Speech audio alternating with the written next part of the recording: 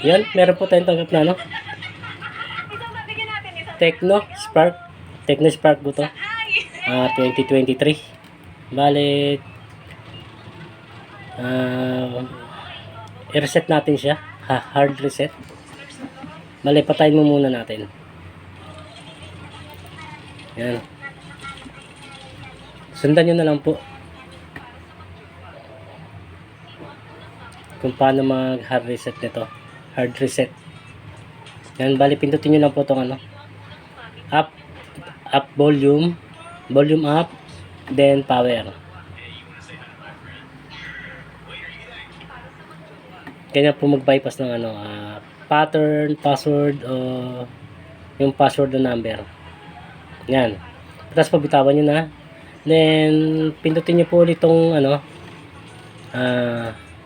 power, tapos volume up. Yan, lalabas po yan. Tapos, punta po kayo dito sa factory reset. Click nyo lang po yung power. Tapos, factory data reset. Pindutin nyo lang po yan. Yan, hintayin nyo lang po. Yan, pagka ganyan po, pindutin nyo yung ano, reboot system.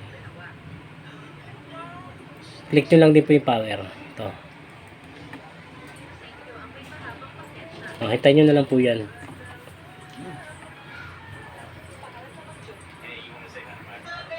Yan.